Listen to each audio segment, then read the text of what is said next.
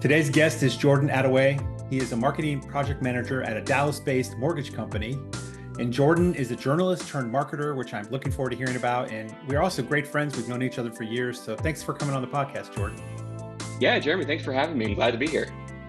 So for those who have not had a chance to just interact with you personally, talk about yourself, talk about where you're from, who you are, and what you do. Yeah, so I am born and raised Texan, lived the majority of my life in Dallas, Fort Worth, so Texas is home to me. I've always considered myself a creative ever since I was a kid, from, art classes in elementary school to taking photojournalism in college. I've always had some kind of creative outlet. Some better than others. I mean, if you ask my mom, there's a big painting of a fruit bowl in our kitchen that is not symmetrical at all that I made in fourth grade. But I enjoyed making it. So just creative outlets like that, I've always been a fan of. The one thing that I would say that really stuck with me growing up was writing. My mom was an English teacher for 30 years, so pretty much writing was in my blood. Mhm. From the weekly spelling practice test to the pretty brutal paper review sessions, it was just I was always writing, and it was always instilled to be a good writer. And I didn't know it at the time, but it was really laying the foundation for what I would be doing today, what I'd be doing for a career professionally. Uh, I would say all of that really started to come together in high school when I took a creative writing class, and I we had this project where we had to write just a story about some time in our life. And so I wrote about a time that I played in a tri-state golf tournament, and it actually ended up getting published in a teen writing magazine. Oh, So that was nice. kind of this is pretty cool. I like this. And it really hit home my senior year when I entered an essay contest and actually won a car. Oh, wow. So that was kind of Like a new car or just some random car? it wasn't a new car. So it was through a organization there in my hometown. And basically what they do is they purchase old cars, and then the owner of I guess the director of the charity was a mechanic. So he would rebuild them, new engine, everything, and they would give them away. And so I won this new to me 2001 Lexus, and hey, free car, going to college, fine with Yeah. that.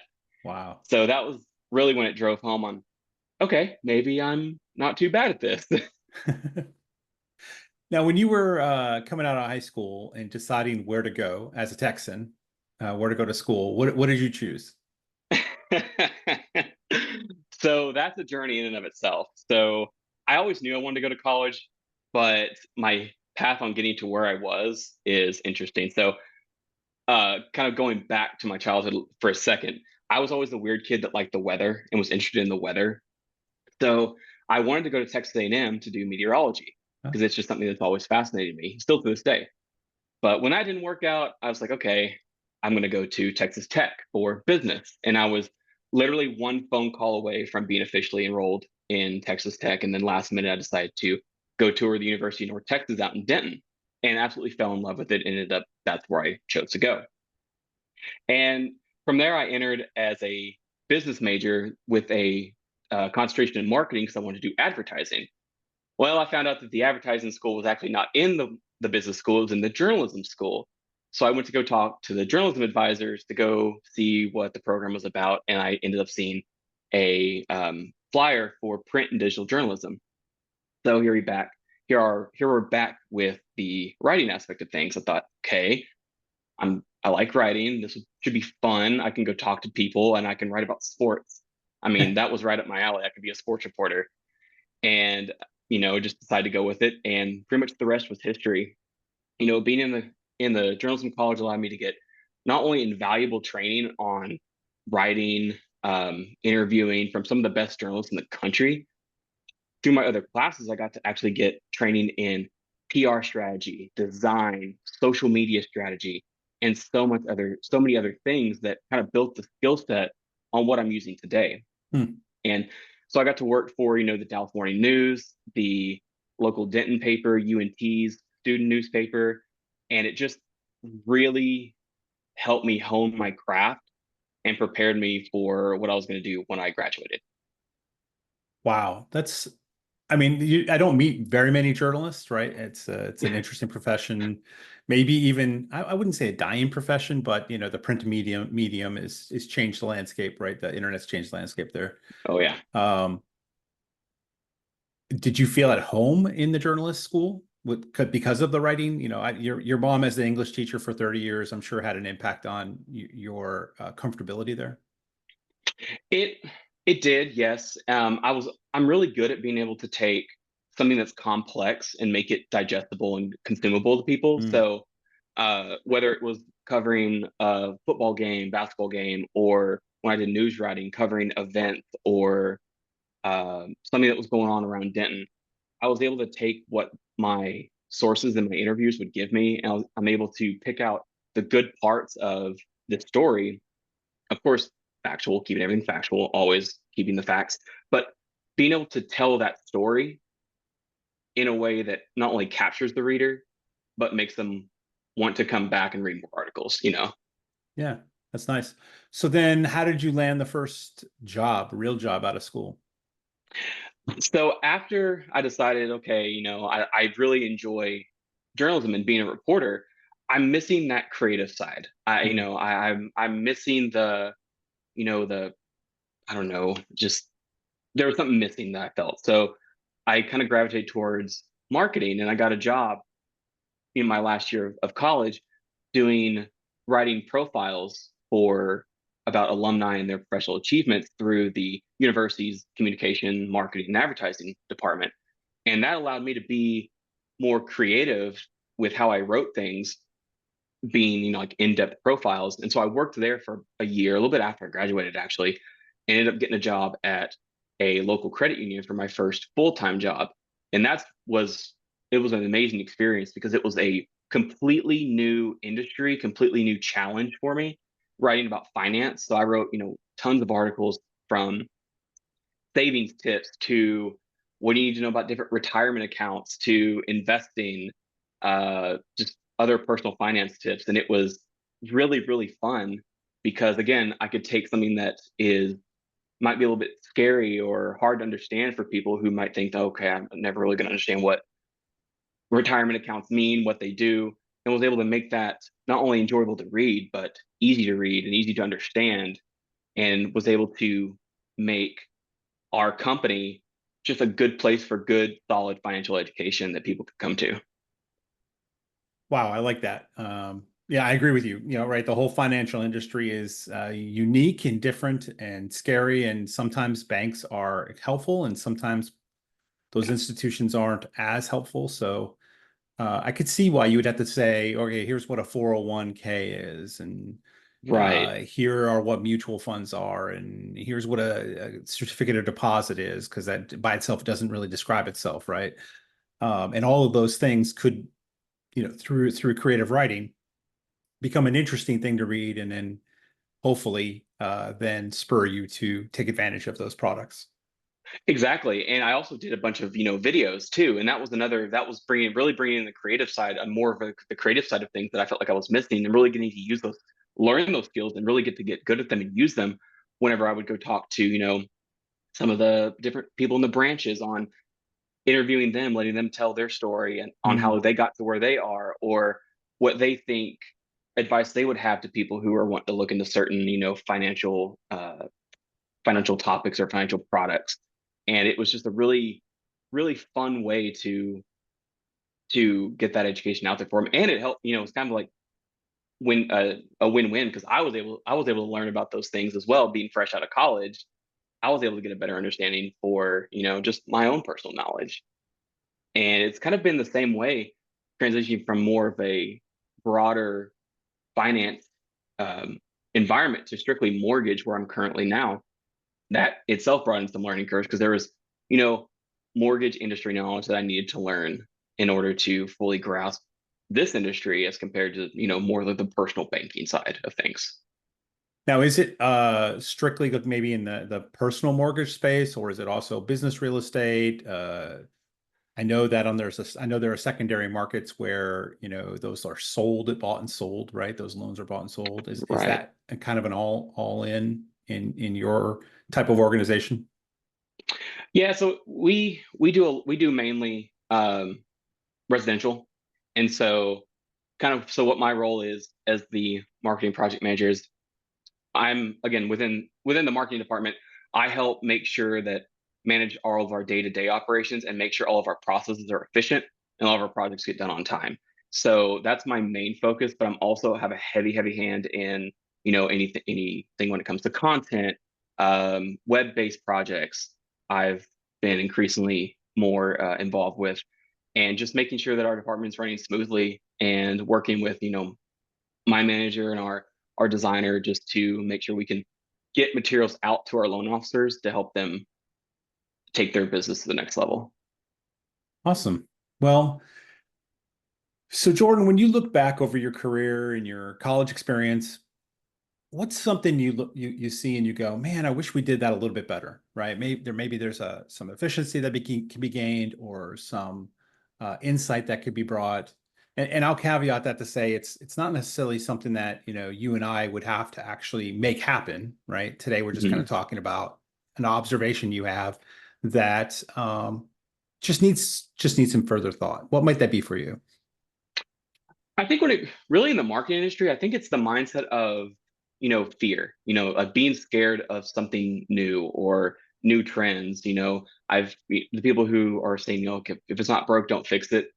That's never really set well with me. I've always been someone who wants to push the envelope, look for a new creative solution.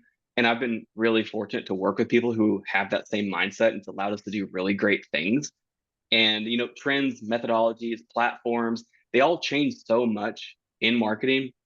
I mean, what could be trending this week will be completely forgotten in a few weeks. It's just that's how fast it tends to move. And you're going to get left behind. You just need to always be looking at how your audience is consuming content, and also how does that affect their purchasing decisions. Mm, There's I've seen, and myself too, I've seen people purchasing more from things they saw like on Reels or TikTok for short form content. That's really big now, and it's here to stay. You know, kind of like with our business, we deal with a lot of flyers, and we've been increasingly trying to add more digital aspects to things, incorporating interactive, like web-based interactive elements, digital assets, to not only make the experience better and seamless, but whenever our loan officers take these assets and they show them to bars or they show them to potential partners, it can help them win business and win accounts. yeah, it's an interesting dichotomy, right? So flyers, right? The traditional way of the old way of advertising, right? Somebody picks up a flyer off a desk someplace, or who knows, wherever those flyers find themselves, right? Versus since COVID, right? QR codes to digital content Yeah. have exploded. Certainly, the restaurant industry dived fully into that. But I'm noticing more and more businesses. I went to a conference recently, and you go up to the booth, and instead of taking paper home, they had QR codes to scan to get the digital Oh yeah. copies, right? And that saves them on printing. It saves you on carrying that stuff around. It's better for the environment because you're not trashing it in the trash can someplace, around the corner when they're not watching. Uh, so how is that changing in terms of how you're, trying to work with? Because I know in your job, you're not directly interfacing with the consumers. You're supporting loan officers who are trying to sell Correct. their products. How does that work secondhand like that?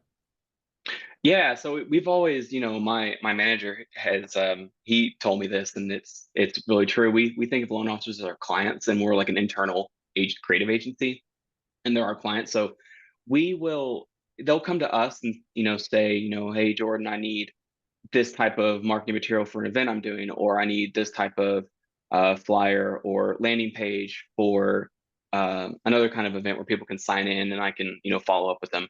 And so it's just we help them take their requests and just make it as good as possible so they can go out there and use it effectively, and can help them get more business. And it's a really cool concept, because when I was at the credit union, it was really us marketing straight to the consumer, and being the social guy, I would be interacting directly with the customers. And so this was another change when I came here, but it's a really interesting change. I'm really enjoying it. Yeah, it takes a lot of translation, right? I've worked in IT for a long time, so it's similar to when I have to take requirements from a business user and then translate them to the technical team and say, hey, Right. by the way, here's what I want. You're that third party, right? Who's taking a requirement that's articulated by somebody who thinks they know what their customer wants, and then you have to produce something that will make them successful, right, I with their mean, customer. and they're the experts, and so there's actually a lot of times when we're leaning on them for information on, Yeah. hey, what are you seeing out in the market? They're while we're supporting them, they're just as much supporting us because they're there on the front lines talking to borrowers and talking to realtors and really in tune with what's going on with the market, and so that they can give us really good tips on, hey, people are asking these types of questions, people are telling us this, and we can use that to help get better information out there and help these loan officers address these questions and answer these questions. And it's a really cool relationship, and I've really enjoyed it. And it's just we've seen too that a lot of these loan officers are, really, like I said, really in tune with what's going on, and it just helps us help them. Right. I mean, every industry is ripe for some sort of digital transformation. I think it's every 5 years they say the technology has changed enough that Yeah. it's time to change the way we do business. And maybe it's just people trying to sell those technology solutions that say that, but it does seem to be true. So, are there anything looking back at anything else that you would go, man, I wish your college experience and how that went, or not, right? There could be nothing to learn there. It's funny. It's a good question. It's funny you asked that.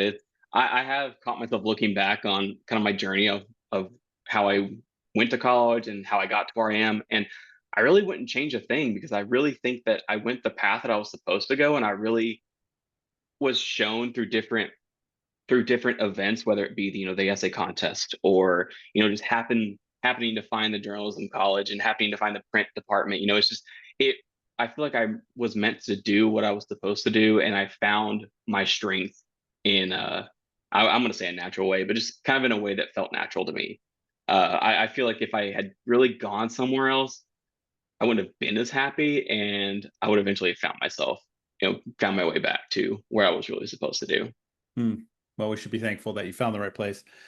Anything coming up for you here in the near future? Any big initiatives or anything you want to share there? You know, I always look for growth, and I always say I'm going to continue to grow as a person and grow as a professional.